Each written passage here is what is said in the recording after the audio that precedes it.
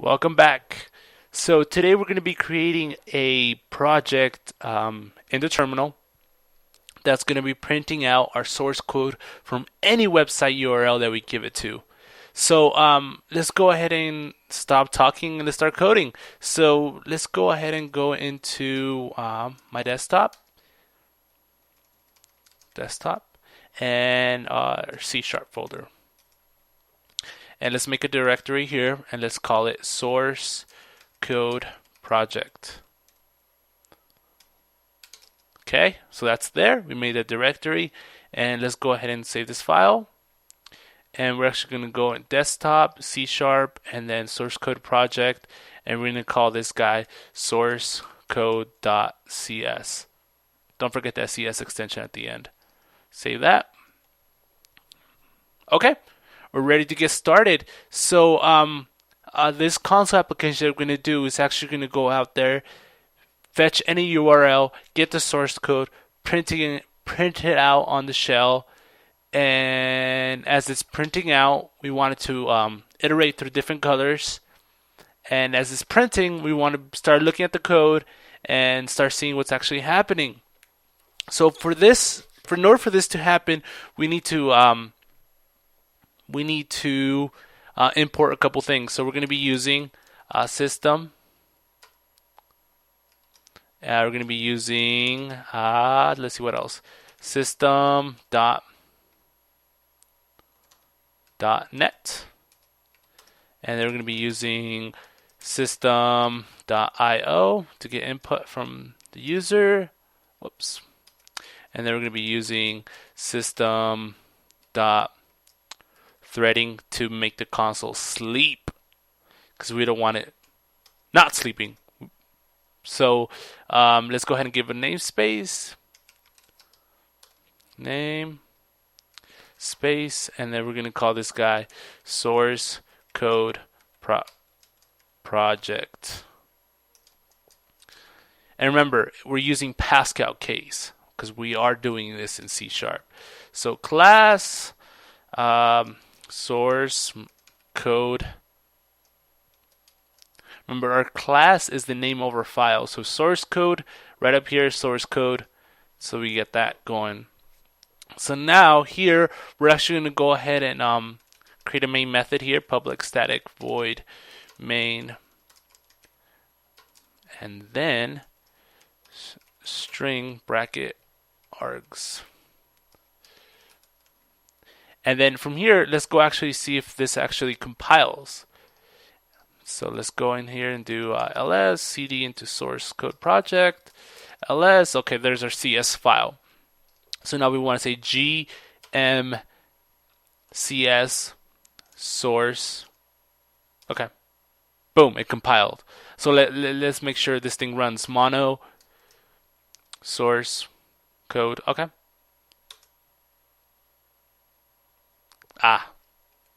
.exe. Okay, it ran. Perfect. Let's go ahead and keep moving along here. So we don't want to clutter our main method, so let's go ahead and create a function called getSourceCode. So now that we made that, let's go back over here. Public static void getSourceCode, and then open that up. So now that we got this going,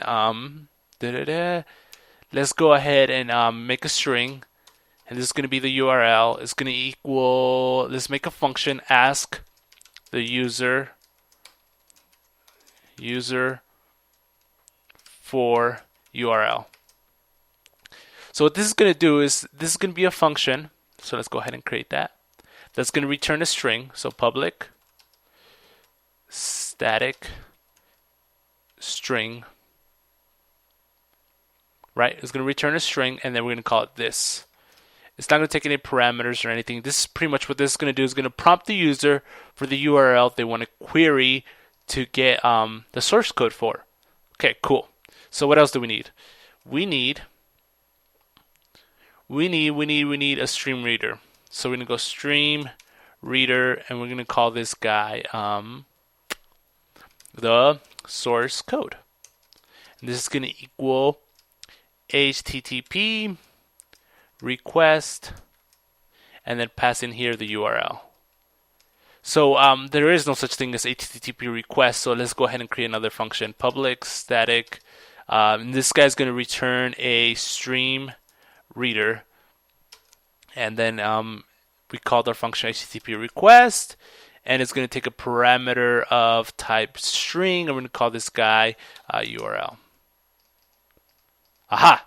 Okay, so we got our functions, and we're delegating a lot of our activities to different functions, which is good. Like that, we don't have clutter code. So let's go ahead and move on to asking the user for the URL they want to get the source code for. So let's do console.write line, and then we're gonna do and say enter the name of the URL. Okay, and then one more time, console.writeLine. Write line, and then we're gonna ask this time. What else should we ask? We should ask remember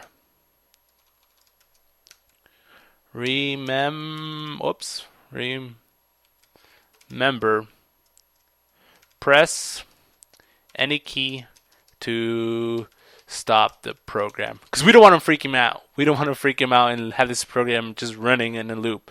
So we want for them to stop the loop at any time when they press any key. So let's go ahead and copy this guy, and then we want to prompt them again and say now tell me what URL source code you want.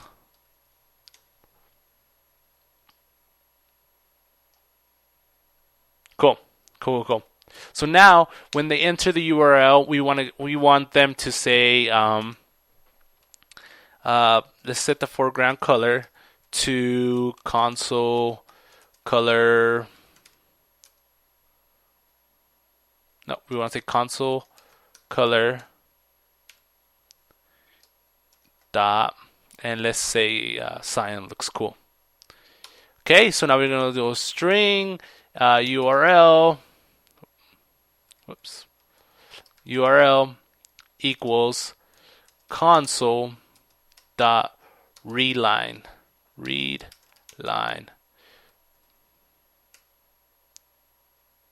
Okay, so what this is going to do is going to get the input from the console in a cyan color and return it to a string called URL. Cool. So now we're going to go do console dot reset color, because we want to revert back to that white color, and then return URL. Okay, so that's going to go ahead and return that URL that the user wants to get the code for. So that's going to come back over here, ask for the URL, gets the URL, and stores in a string.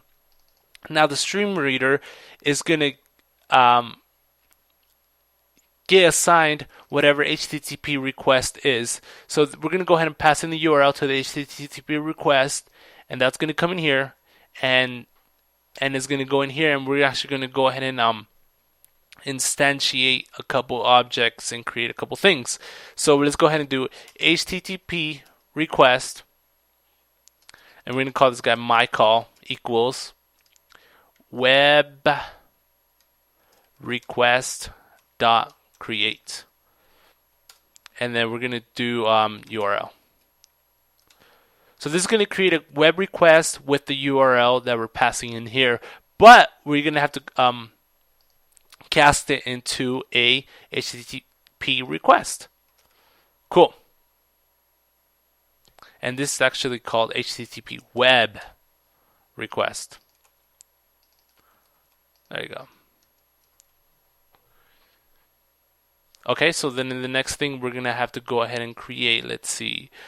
So we're going to go ahead and get that call, and then we're going to do another response. HTTP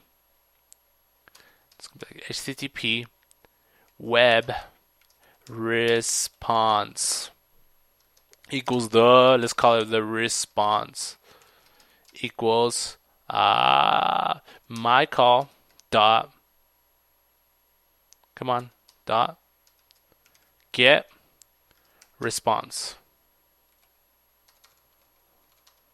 dot get, oh, whoops, dot get response, like that. And then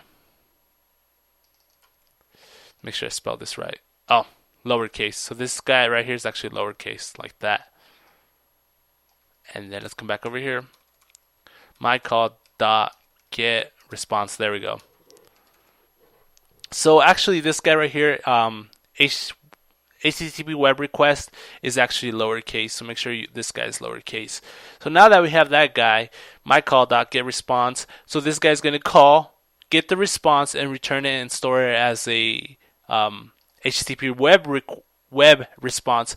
But we need to go ahead and do some casting again, because this guy is type is HTTP web request, and that's not compatible with the response. So once we do that cast, we're going to go ahead and do oh, whoops, we're missing a curly bracket here. We're going to go ahead and do a stream reader, and we're going to call this guy source. And we're going to go new stream reader, and then in the stream reader, we're going to go ahead and catch the response, and we're going to go get the response. Oh, this guy is lowercase too. There you go. So I'm going to put that guy in there. So we're going to go to the response dot, whoops, dot get response stream. So this is going to return the stream, store it in the stream reader, instantiate the stream reader, and store it in our source name called source. Cool. So now we got our source. We're going to go ahead and just go return. And then we're going to go ahead and return, whoops, this guy right here. Boom. Done.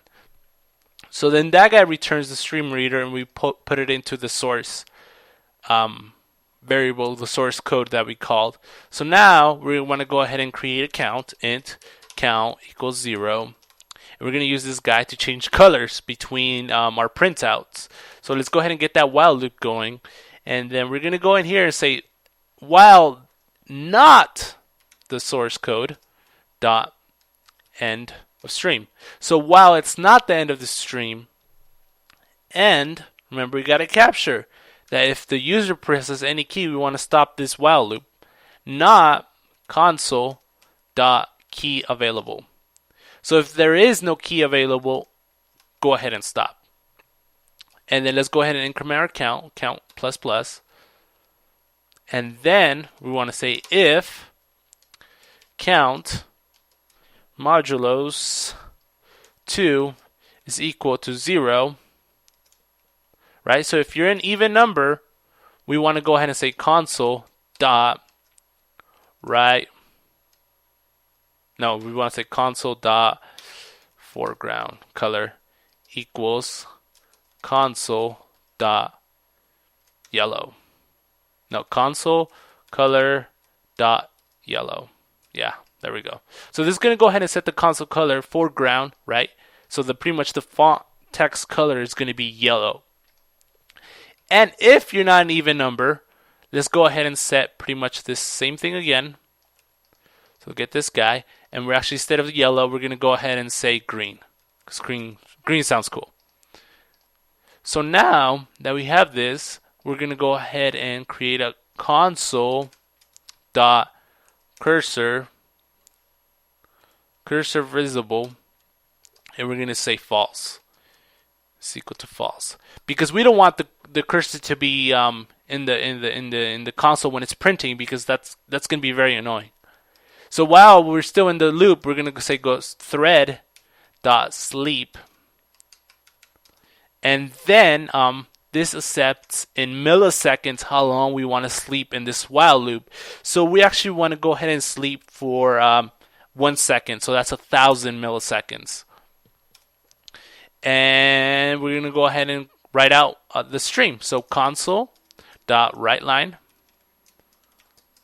and then we're going to go ahead and pass in here the source code dot read line, and then let's just go to string on that. We don't have to do this to string, but hey, we want to be descriptive on what's actually happening here. So this is going the source code, right, which is our HTTP request response, which gets stored in a stream reader, and we're going to go ahead and read one line at a time, and then we're going to go ahead and call it toString on that, and then output that to the console. So once the while loop is over, we want to say console dot cursor visible equals true, because we want the user back again to have their cursor so they don't freak out. So then let's go ahead and do console dot write line, and then that's just going to print out an empty line just to tell them, hey, the program's done, it's over. So yeah, this should work, right? Let's see, we got all this going on here. We got a 3 function, ask the URL, get a request, print it out, get in the while loop. Okay. So let's go ahead and pull this up, and let's see if this compiles, if we don't have any errors in our program. So let's do ls. Okay. So let's do let's see if we have it here. gmcs source code.cs. Okay, we don't have any syntax errors. Good. So let's go ahead and run it. Mono source code.exe. Okay, here we go. Enter the name of the URL. Remember, press any key to stop the program. Now tell me, what URL source code do you want? Okay, and for this example, we're going to be using a website from, it's called Coding Horror, and it's called So You Don't Want to Be a Programmer After All. So we're going to go ahead and paste this guy in here. And remember, there's that blue color we told it to. So we come back over here. Where did we say? Right here. Down here we said console foreground equals console color.cyan. So now when we hit enter, it's going to come back over here and return the source code, and then it's going to go entering into that while loop. So let's go ahead and hit enter. There it goes. Now it's printing. Every second that's passing by is printing, and it's alternating. Hey, am I an even number or am I an odd number? If I'm even, go ahead and print out yellow. If I'm odd, go ahead and print out green. So here we go. It's printing out the whole entire source code from that link I gave it.